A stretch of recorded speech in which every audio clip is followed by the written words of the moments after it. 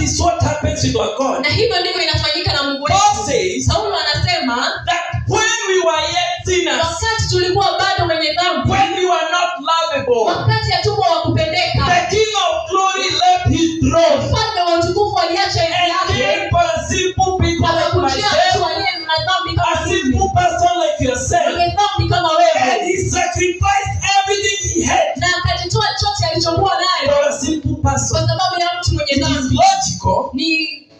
Ina It makes sense make sense to die for a person is good. kufia mtu ambaye ni mzuri, But now, lakini the sasa unchanging God came for a simple people like myself. mtu ambaye Mungu ambaye habadiliki alimchagua. And therefore, as we get to this here, Na hivyo basi we tunapoingia are putting our trust in Him, tunaweka tumaini letu the kwake, unchanging God, Mungu asiyebadilika, because we kwa know sababu when tunajua we are on the ground, wakati tuko He chini goes down with us. anaenda chini na When we sisi, are rising up, wakati He tunainuka helps us up for anatuinua the glory of His kwa name. utukufu wa jina Let lake. us put our trust in Him. Tuweke tumaini letu Let kwake, us put our trust in the Lord. tuweke tumaini letu kwake. 2026, 2026 Jehovah go with us, Yehova enda nasi, because with you kwa sababu na we shall wewe have a victory. tutapata ushindi Every wetu. mountain shall give way for us. Milima itapeana For the glory and honor of our kwa name. utukufu wa Mungu.